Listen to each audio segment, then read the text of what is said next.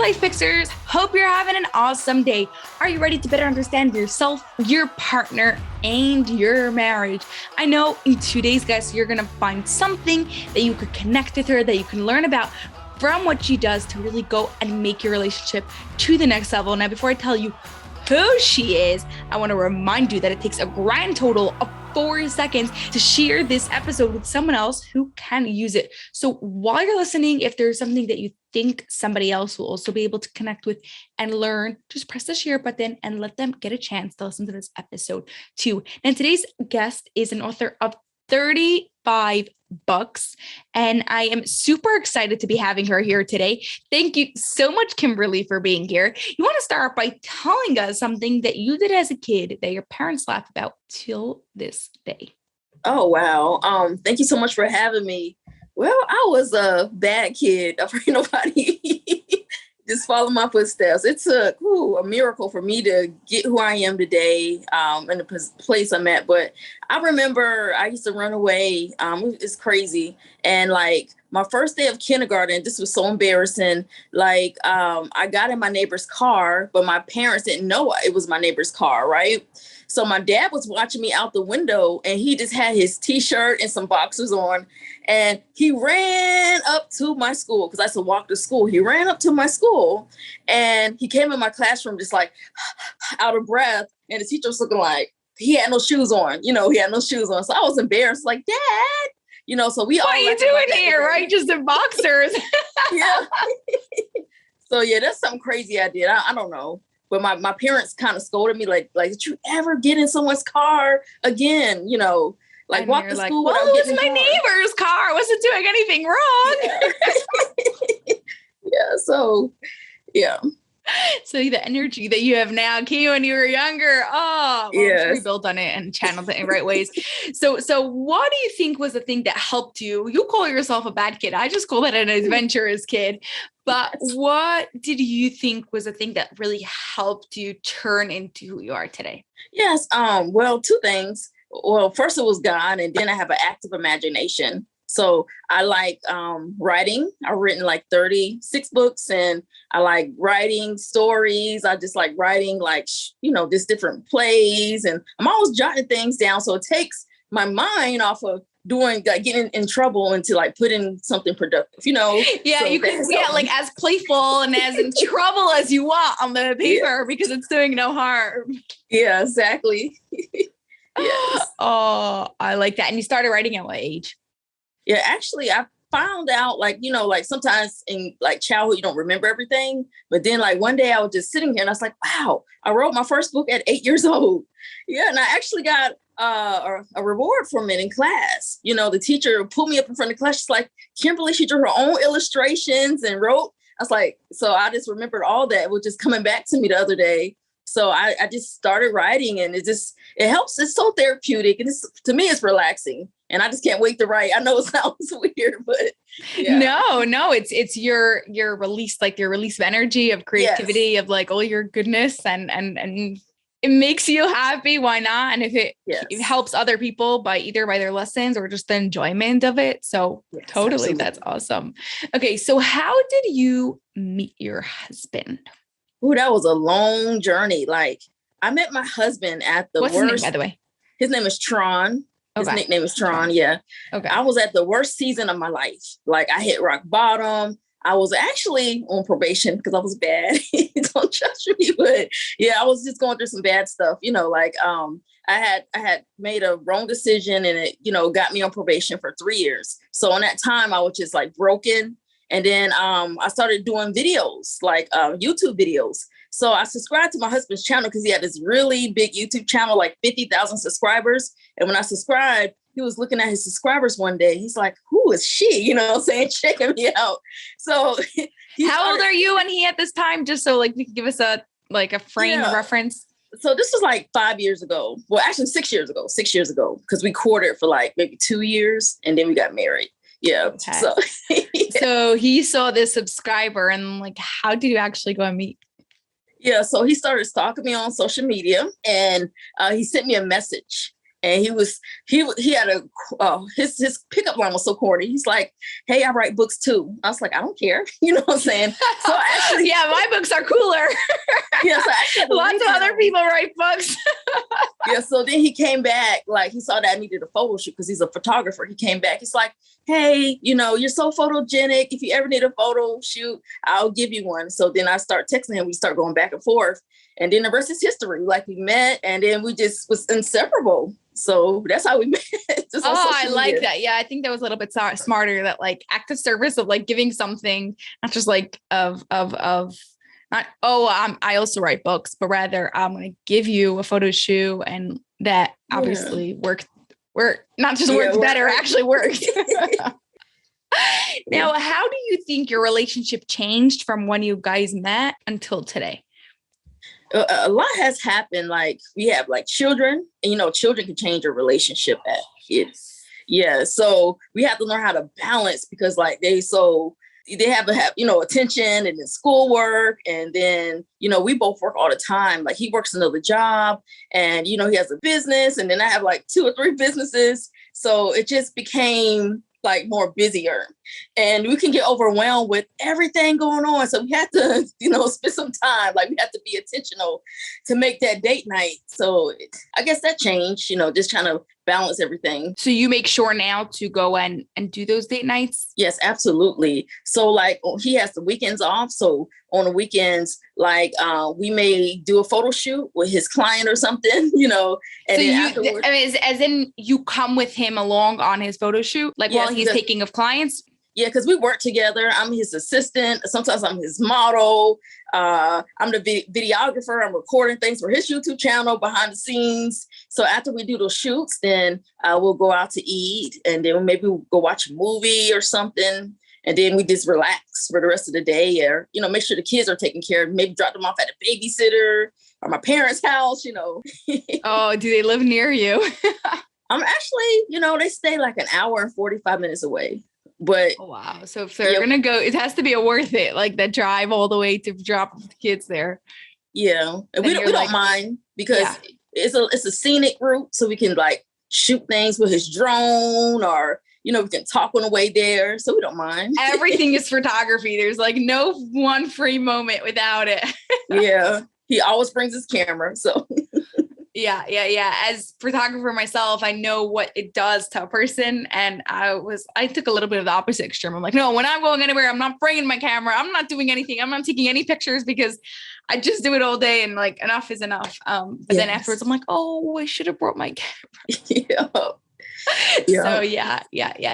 Do you think, this is like a little bit of a different type of question, but do you think as a model, there's a connection, not specifically a marriage one, okay, maybe think back to your first photo shoot. Is there a connection between the model and the photographer, and what is that like? Yeah, I think so. I feel like the right photographer will bring out the best qualities in the model.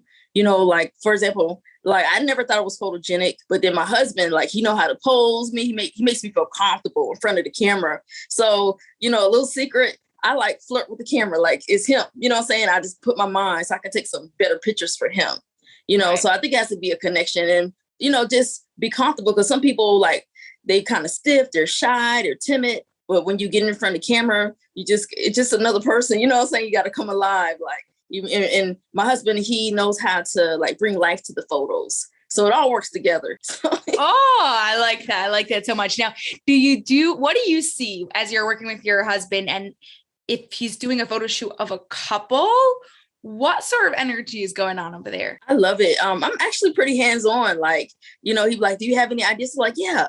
And then I'm like, y'all guys hold hands, for example, or you guys kind of lean up, you against the wall, or, so we're like, I guess like reacting date scenes or something, like courting scenes. So it actually looks really, really good in the photo when we do it. It looks like, they're actually in love. Because, like if somebody take a photo and their facial expression is some kind of way, you'd be like, oh, it's not real. But, we try to make sure like it's like they're acting it out in the photo. So we're just capturing those moments. Like, so I guess that's what I do. I just kind of put my 2 cents in it as his assistant. So, yeah. every photo shoot he does, you go with him? Yeah, everyone. Because I'm his videographer, so he actually trained me how to use, like, I don't know if you know what the gimbal is. So I'm using the gimbal. It's heavy, you know what I'm saying? So I got some muscles from using it. At least for that. Yeah.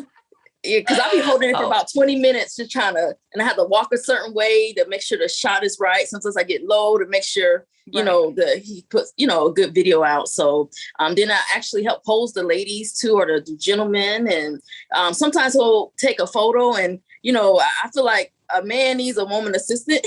You know what I'm saying? Because they don't see everything. So I may see like a hair, you know, somebody like that's kind of sticking out, like, oh, brush your hair down. Her hair need to be brushed up. Yeah. I might see like me right now. Yeah, like a piece of but lint. I'm not in pictures. Yeah. Yeah, I'm like, okay, he got a piece of lint. Let's get that lint off. And they're like, now you can take the photo. Like, you know, so that's the kind of input I put in. Yeah. So what has it done for your marriage? The fact that you spend so much time together working? It has brought us closer. We actually are friends. You know, I feel like if you marry somebody, at least like the person, at least be their friend, right? So that has brought us closer together. And like, we got so many projects in the works, so much. We do the media, we do the film, we got the businesses. Like, he helps me on my business and I help him in his business. Like, he does, you know, it's like we balance each other out. It's like when God put us together and when we came together, just, he had what I needed. Cause like I have a magazine as well, a Christian magazine. And like some of the covers I did, it looked like a kindergartner did the covers. It was horrible, right? And my husband, he saw that. He's like, oh, no. So he already had like some designing skills. So he just rolled up his sleeves and jumped in and started to design the covers for me. And it just worked out. So we both started helping each other. Yeah, you used your two strengths to really build upon each other. Oh, I like that. Now, how many kids do you have? Oh, we have 2 children, ages, a girl and a boy. A girl and a boy, ages? 14 and 12. 14 and 12. And what do they think of your relationship? To be honest, it took a lot of prayer and a lot of adjustments. Because, you know, like a blended family initially could be tough because the children be like, oh, I don't want a new daddy, you know, or, oh, I don't want a new mother. And it took a lot of like prayer, like I tell you, a lot of bonding, like doing with the kids, like, for example, like maybe taking them somewhere and, you know, making them, you know, like have fun, feeling like they're included in like something so they won't feel left out or neglected or anything like that. So it took a lot of family meetings and family dinners. How do you make these family meetings work? I need some tips. Oh, Lord. We have to just sit down, like maybe after school and sit down and talk. And like we gave the kids like maybe like a list of things and we talked like what's on your mind. And we had to kind of explain things because it's like, well, I don't understand this because we do this at my daddy's house and we got to do it over here. So it took them some adjustment time, like I'll tell you, Lord. Yeah. So we just had those family meetings. So if anybody have a problem, we can just talk about it. So that's so you have like a set time every week, like, or is it just whenever needed? Like, walk us through a bit. What does your family meetings look like? Yeah, just as needed. Just as needed. We'll just call a meeting and then we just say, kids, you have any questions or anything like that? Or like what's going on? So just as needed. And so it's more like hearing from the kids' point of view, not so much from what you want from the kids, or is it both? It's both. It's both. Yes. Wow. And what do you wish you knew before you got married? Oh, wow. Well, at first I didn't know like how to, you know, this is actually my second marriage, to be honest. You know, like my first marriage, I feel like it was just like we were young. We married really, really young, like out of college or high school, you know, and I was a nagger. You know, I nagged so much, a complainer. I took, you know, him for granted. I was selfish, you know, irresponsible. So like I learned everything, you know, what not to do to prepare me for now. For here. So just so we could like understand, you were married for how long the first time? Oh, the first time was 8 years. 8 years. And then you were by yourself for like 3 years. And then I met my husband. Married about 6 years ago, you said, yes. Right? And you met 6 years ago, or you're married? Yes. We've been married 4 years now. 4 years. Yeah. Wow. Yes. Oh God. Okay. So what did you learn? So you learned not to be selfish, and what specific things did you have to do on yourself? I know it takes a lot of work, right? Yes. So what specific things did you have to do on yourself to really go and make that marriage what it is today? Because like the way you're talking about your husband, I wish I could meet him. And the way like you're talking about your family and the way you've done all that work, then I could tell that you put a lot of effort for it, but you actually absolutely love him. You want to spend time with him. You do spend your holidays together. So what was it that you had to do to get to this point? Actually, it was my faith in God. He began to show me because again, I was on probation. I was very irresponsible. I just kept making bad choices in life. But then when I just, got right, and then I started believing in the Lord, and my life changed, and I just started being caring, loving, gentle, kind. Because I used to be a nagger. I used to always complain, but my whole attitude shifted, and I became a nice person. And actually my whole countenance changed because I had like bitterness about me, I guess negative energy about me. But once I, had faith in the Lord, then I started being nice and smiling, and everybody's like, I can see it on you. Like, well, that's him. So that has helped me a lot, like keep everything in balance. Yeah. And what do your kids say about that? Like, oh, they love it. They love it. Yes. Do they ever think of the old mom, of what it was like? Honestly, I don't think they even remember because they were so young. Yeah. When I was going through all of that. But I will tell you this, when I did get in trouble, it was traumatic for my daughter. My daughter is 14 now. It did affect her. And we have to realize some of the stuff that we do affects our children. So when I got in trouble, when I was on probation, I had anxiety because it was so stressful. And my daughter she also had anxiety, and she was mute. She wasn't talking, she would whisper. So one day, I was in prayer, and then I realized what happened, why she was like that. And I just prayed it off of her. And now she's talking loud. But that messed my child up, for that season where she wasn't talking loud. But now she has this beautiful, bubbly personality. She doesn't stop talking now. So yes. So you know that although nobody's perfect and every parent does something that's going to mess up their kids, no matter how amazing they are, you did the right thing by helping her get to where she is today. Yes, I received that. Okay, so with all this amazing thing, you sound like almost perfect, and everybody, we know that you're human and there's still challenges and there are things going on. Yes. So what would you say is a big challenge for you currently right now in your relationship? I think sometimes you have to be secure in yourself.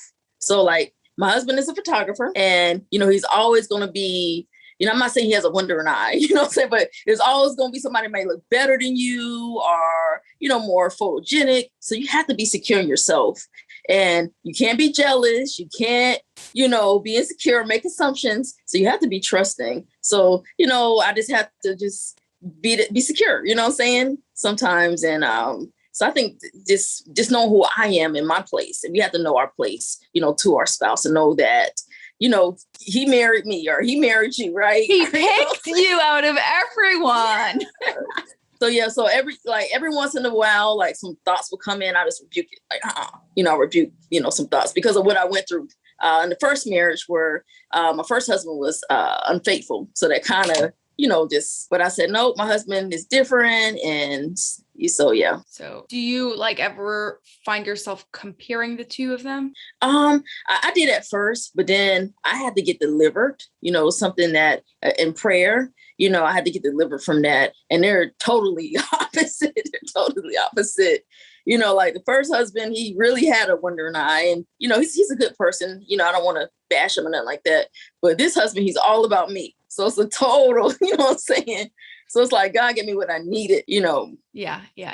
Do you have any special rituals that you do that make your relationship so special? I think, I have this teaching I do. I call it keeping it spicy.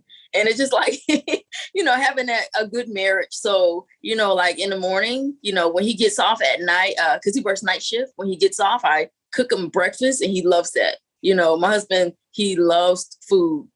And then I make sure he got lunch, and then I'll pack him something to take for work. So when he calls me on his lunch break, like, babe, this food is good, and then I just make sure his laundry's done. Sometimes I spoil him. Like you're all about him. Good. It's not that he's about you. I mean, I'm sure he's about you too, but look at the way you're talking about him. Yeah. It makes it better like that, because it's like the more I do for him, the more he wants to do for me. So I figured it out. Yeah, totally. So when you're saying your whole thing of what you're keeping it spicy, it's what is like the underlining goal that you're trying to teach, A, and B, what are some actual action steps that you teach so people could actually implement. Yeah. So so after your wedding day, that's it. Like, it can't be fun anymore.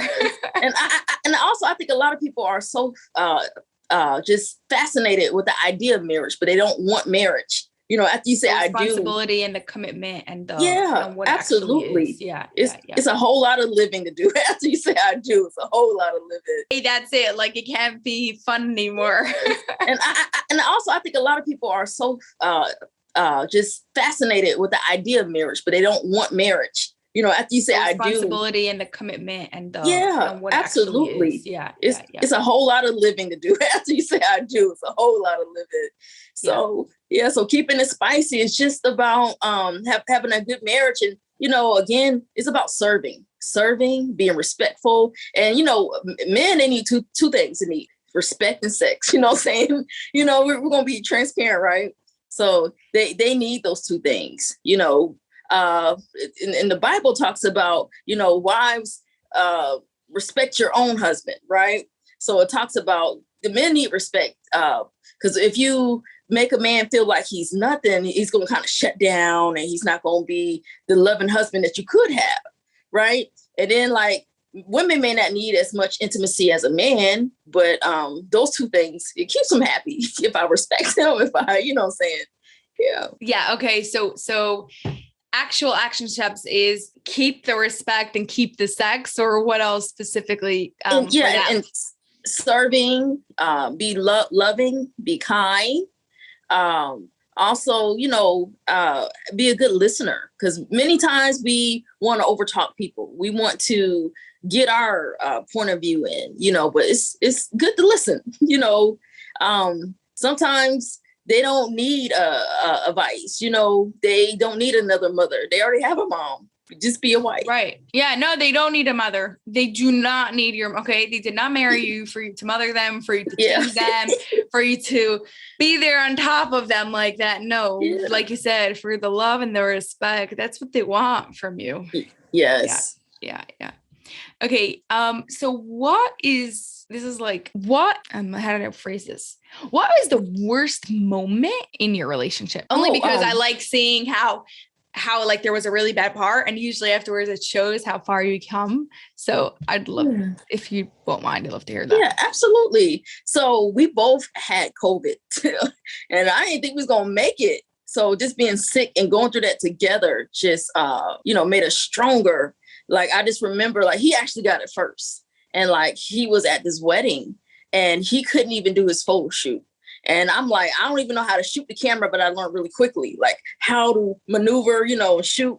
And he just went to the car and he passed out. And I was like, something ain't right. So I finished the shoot. I had to pack up all the equipment now. I didn't know what I was doing. I just figured it out in my mind, like, oh my God, And then he stayed in the bed for like a week, and he was like really sick. And you know how men could be so stubborn. They don't want to go to the doctor. That's like, go to the doctor, babe. I called his mother. I had to tell him. I called his sister. I was like, look, he is sick. So they finally made him go. And then sure enough, the doctor, we was in the emergency room. They said he got COVID. So they gave us some medicine, and sure enough, I ended up having it. So if you're with him, then it was crazy how it turned. Like, I was well enough to take care of him, but then I think like the last part, he was well enough to take care of me, because I was just out. So that brought us closer together. Yeah. Oh, wow. Yeah. That is a really, it shows like so much of the give and the take and the taking care of each other aspect that you were talking before.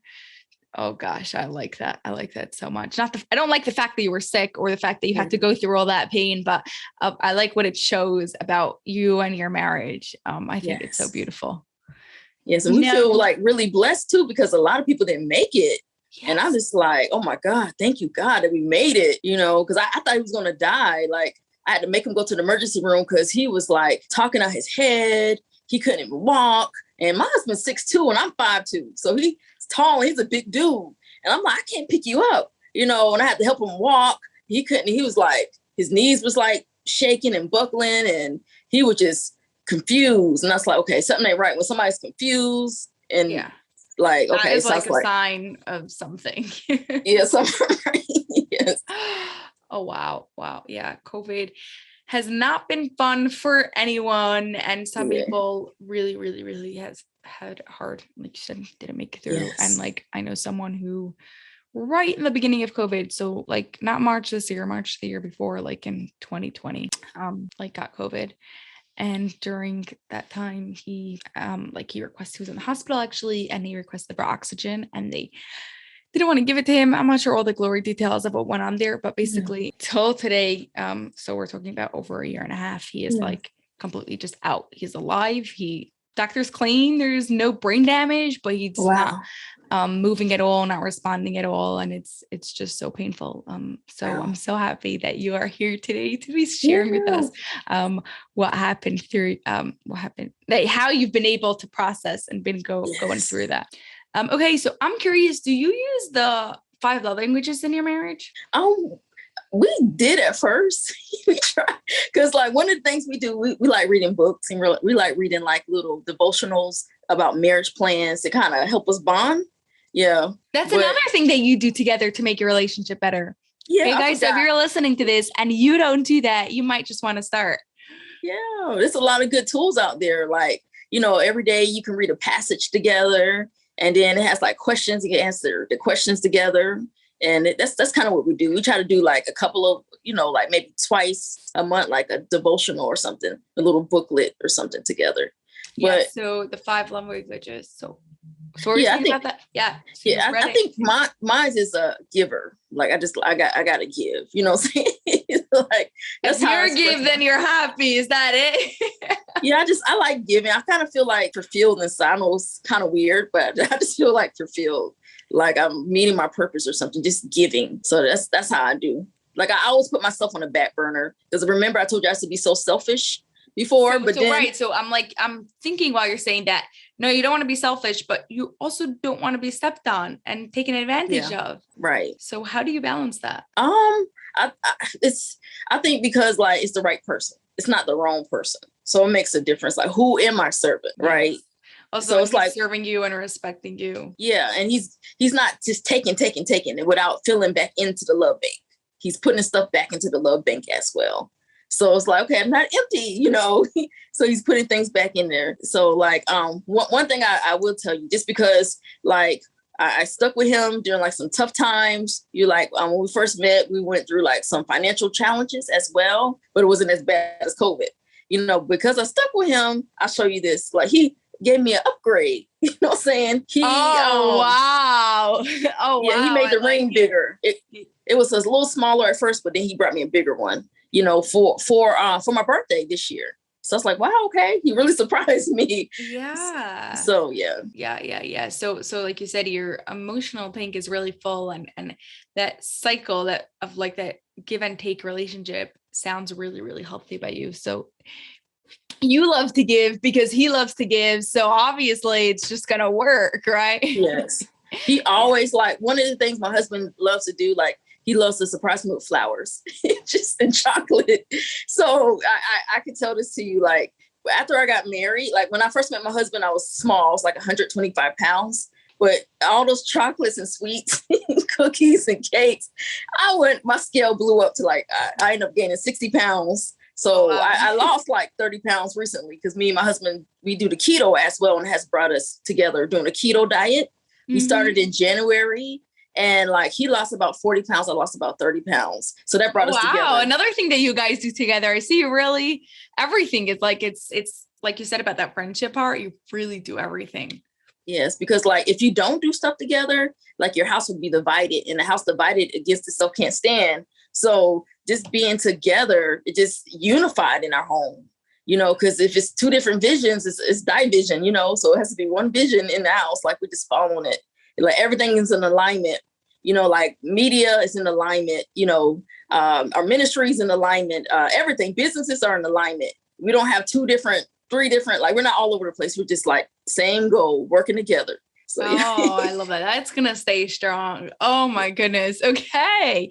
So where could Life Fixers connect with you and learn more about you? Yes. So you can go to my website, prophetessk.org, or you can go to my publishing site, republishing.org, or you can go to my magazine site, rejoiceessential.com, or you can follow me on Facebook, Kimberly Moses. Amazing. Okay. So those links will be in the show notes for all you guys to find.